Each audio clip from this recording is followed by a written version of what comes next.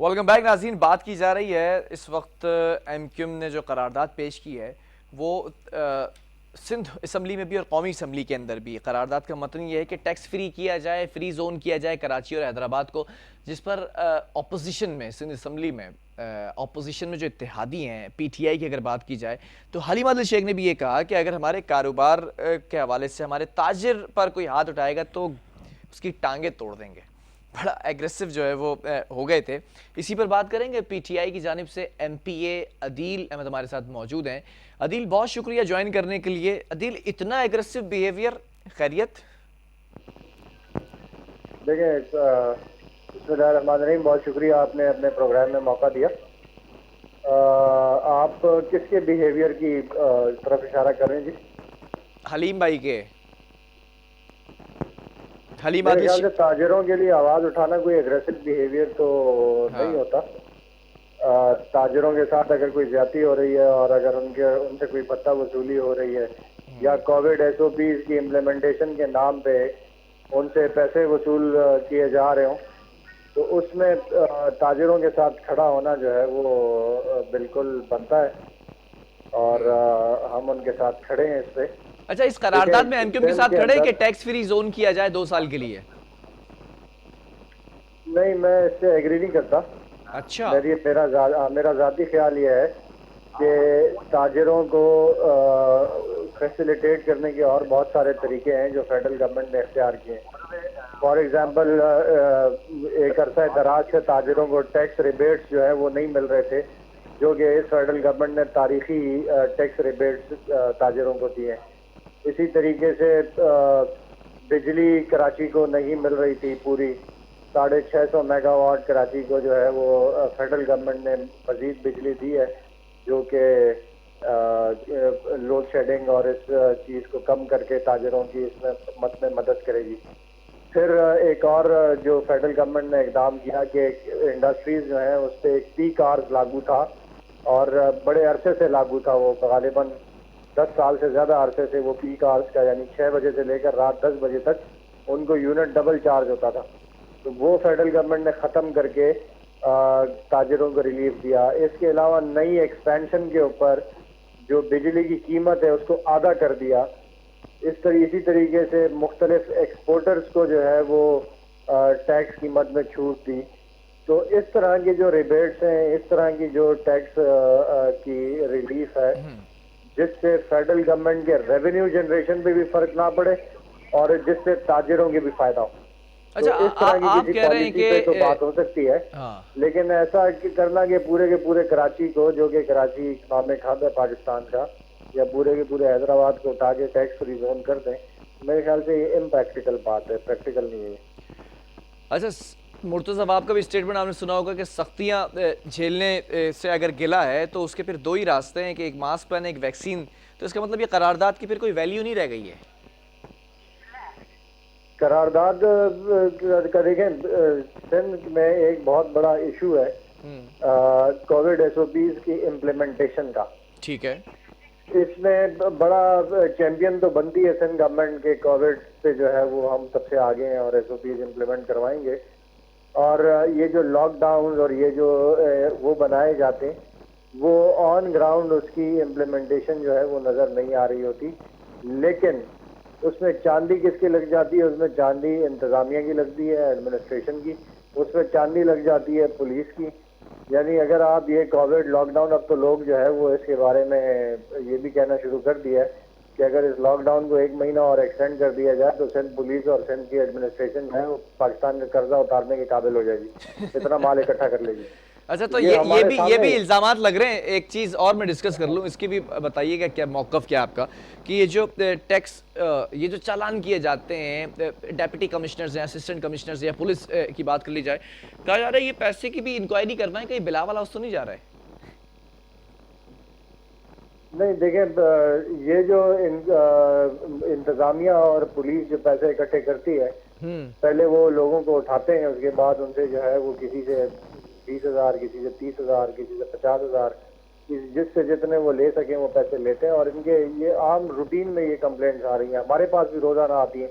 आज भी assistant commissioner Shah Faisal ने एक मिठाई वाली दुकान की जो है वो मिठाइयाँ बाहर रोड पे फेंक दी।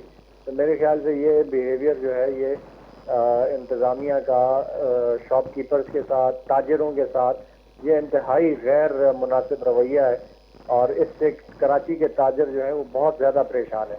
नहीं, देखिए वजह क्या थी हमें कि मिठाइयाँ दुकान पे भेज दी? क्या टाइमिंग खत्म हो गई थी दुकान, उसके बाद भी दुकान खुली हुई थी? नहीं, ये टाइमिंग का देखें, अगर आप एसओपीज की इम्प्लीमेंटेशन करवाते हैं तो हाँ। फिर उसकी इम्प्लीमेंटेशन ऐसी होनी चाहिए कि कोई दुकान, कोई मार्केट, कोई होटल, कोई जो चीज़ है वो अपने मुकर्ररा टाइम के बाद ना खुली हुई नजर आए। ठीक है। लेकिन ऐसा होता नहीं है। होता यह है कि आधी दुकानें खुली हुई होती हैं और आधियों को जो है वो बंद करवा के उनसे वो किया जाता है। तो इससे एक गैर मुनसिफाना तकसीम नजर आती है, और साफ नजर आता है कि लोग जो हैं वो तो असेंबली में लोगों को exploit अदील किए जा रहे हैं। ऐसे असिस्टेंट कमिश्नर्स के खिलाफ, डेप्यूटी कमिश्नर्स के खिलाफ आवाज उठाए ना, ये तो आपका हक है। नहीं, मैंने तो कंप्लेंट की उसकी, उनकी आज से कुछ अर्सा पहले उन्होंने एक गोश्त की दुकान में गोश्त की दुकान के अंदर लोगों को बंद कर दिया था, सील कर दी और लोग अंदर ही उसके बंद कर दिए। वो वाला मीडिया ने आपके चलाया था। तो मैंने उसकी आज कंप्लेंट की है, मैं इंशाल्लाह इसको परसू करूंगा। मैं खुद भी उसके फैक्ट्स चेक कर लूं पहले, हकाइक, तो इंशाल्लाह इस पे मैं पूरा आवाज उठाऊंगा, पूरी कंप्लेंट करूंगा। अच्छा, आपकी इत्तेहादी जमात है एमक्यूएम, वो कहती है कि महाजिरों की जहाँ पर अक्सरियत जिन इलाकों में, वो दुकानें प्रॉपर एसओपीज फॉलो कराते हैं, बंद कर देते हैं, कोई एक्स्ट्रा टाइम नहीं है, कोई ऐसी बात नहीं कि दुकानें खुली हैं। लेकिन दूसरे इलाकों के अंदर जहाँ पर इनका अपना वोटिंग बैंक है पीपल्स पार्टी का, वहाँ पर शॉप्स भी खुली हैं, मार्केट्स भी खुली हैं, एसओपीज की भी खिलाफ वर्जी हो रही है। इसमें किस हद तक मुत्तफिक है आपके इत्तेहादियों मैं के इस साथ? बात पे एग्री नहीं करता एमकेएम के साथ। उसकी वजह यह है कि पीपल्स पार्टी जब लूटने पे आती है तो वो अपना पराया नहीं देखती। जब वो उन्होंने माल बनाना होता है तो वो अपनों से भी माल बनाते हैं, वो परायों से भी माल बनाते हैं। जहाँ उनका वोट बैंक है वहाँ पे भी बनाते हैं, जहाँ उनका वोट बैंक नहीं है वहाँ पे भी बनाते हैं। कराची में पीपल्स पार्टी का वोट बैंक नहीं है, लेकिन सबसे ज्यादा माल कमाती है कराची से पीपल्स पार्टी। तो मैं इस बात से एग्री नहीं करता। इस तरह के मुतासिबाना जो वो है स्टेटमेंट्स हैं, उससे आप अपना एक खास वोट बैंक को तो मुतासर कर सकते हैं, लेकिन हकाइक से उसका कोई ताल्लुक नहीं है मेरे ख्याल। अच्छा, फिर पीटीआई की अगर बात की जाए तो ताजरी बरादरी के साथ कैसे खड़ी है इस वक्त में, इस बुरे हालात में? देखें, हमने तो ताजर बरादरी को जितना रिलीफ हम दे सकते थे हमने दिया। उसकी वजह यह है कि जो स्मॉल बिजनेसेस थे उनको प्राइम मिनिस्टर पाकिस्तान ने उनके जो बिल थे बिजली के वो तक माफ करवाए। यानी 3-3 महीने तक छोटे कारोबार वालों के बिल जो है वो माफ हुए। इसी तरीके से कोविड के अंदर सख्त लॉकडाउन ना लगाकर इनको फैसिलिटेट किया। इसी तरीके से जो है वो इनको इंसेंटिव दिए, पूरा बिजली का पैकेज लेकर आए, बिजली की कीमतें कम की। तो हम तो पहले दिन से, जब से कोविड शुरू हुआ है, हम अपने ताजर बरादरी अच्छा, के एमक्यूएम साथ का खड़े मुतालबा हैं, भी हम यही है, जो अपनी यूटिलिटी इंडस्ट्रीज के बिल्स की साथ बात खड़े कर हैं, रहे हैं और एमक्यू उसके रिजल्ट्स भी आए हैं। बिलाल, आप अगर देखें, आप अगर आज जी। की फिगर्स उठा के देखें, हमारी जो ग्रोथ रेट है, हमारी जो एक्सपोर्ट्स हैं, हमारी जो बाकी चीजें हैं, जिस तरह से वो बेहतर हो रही हैं और दुनिया उसको एक्नॉलेज कर रही है, तो वो उन्हीं पॉलिसीज का नतीजा है कि जिन पॉलिसीज में हम अपने ताजर बरादरी के साथ खड़े हुए हैं, और आइंदा भी इंशाल्लाह इसी तरह खड़े रहेंगे। अच्छा, कौमी असम्बली में भी करारदाद ये जमा कराई है एमक्यूएम ने, तो उसमें भी यही मतन है कि जो बिल्स हैं, खासतौर पर के इलेक्ट्रिक की या सुई गैस की बात की जाए, वो फिर फेडरल के अंडर चले जाते हैं, 2 साल तक उनको ही माफ़ किया जाए। तो इसके ऊपर क्या है, सपोर्ट करेगी इस वक्त पीटीआई? देखें, कोई भी बिल असेंबली में लाने से पहले ना उस पर कंसिडरेशन होनी चाहिए। कोई भी बिल ऐसे ही मुंह उठा के नहीं लाना चाहिए तो जिसके आप नहीं, कॉन्सिक्वेंसेस। करारदाद जो जमा कराई उसमें आपको क्या मुशावरत में नहीं लिया? मुझे तो नहीं पता कौमी असेंबली में मुशावरत की उन्होंने, नहीं की। तो सिंध असम्बली में लेकिन ये तो मुशावरत में लिया था। मैं एक जनरल बात कर रहा हूँ कि कोई भी बिल अगर असेंबली में लेकर आया जाता है या कोई भी करारदाद लेकर आई जाती है, उससे पहले उस पर डेलिब्रेशन होनी चाहिए कि उसके फाइनेंशियल कॉम्प्लिकेशंस क्या होंगे। देखिए, पाकिस्तान क्या, पूरी दुनिया इस वक्त एक बदतरीन दौर से गुजर रही है। माशी हालात पूरी दुनिया के खराब है। अल्लाह का लाख लाख शुक्र है कि पाकिस्तान में क़यादत जो है वो इस वक्त नहीं, वैसे तो एक सियासी जमात भी, उसका जमहूरी इमरान खान ने बड़े अच्छे तरीके से पूरे उसको मैनेज किया, और ये अल्लाह का भी एक खास करम है। लेकिन फिर भी हमें देखना पड़ेगा कि 2 साल तक अगर हम बिजली के बिल्स माफ करवाएं या 2 साल तक हम वो करें तो हमारी इकोनॉमी अच्छा अदील, आप क्या समझते हैं? आपके इत्तेहादी तो हैं, लेकिन इम्प्लीकेशंस को एवेल्युएट करके उसके बाद ही उससे कोई बात हो सकती है, उससे ठीक पहले है उससे कोई राय कायम करना मुनासिब नहीं है। अदील, आपके इत्तेहादी तो हैं, लेकिन एक सियासी जमात भी जमहूरी हक भी रखती है और उसका हक भी है कि असम्बली के अंदर करारदाद अगर जमा कराना चाहती है, इस पर बात करना चाहती है, तो क्या नहीं कर सकती क्या? बिल्कुल कराएं, करारदाद जमा कराने से जमहूरी हुकूमत में ना कोई मना कर सकता है ना। मेरी तो सिर्फ गुजारिश इतनी सी है कि कोई करारदाद, कोई बिल असेंबली में लाने से पहले उस पर डेलिब्रेशन होनी ठीक है, चाहिए, जो ठीक कि है, मेरे ख्याल से कोई भी माकूल आदमी जो है वो डेलिब्रेशन के बगैर तो दरामद की नहीं लेकर हदायत आएगा। ठीक है, नज़रअंदाज गुलिस्तान जौहर ठीक है। में बहुत पुलिस। शुक्रिया, अदील अहमद हमारे साथ मौजूद थे और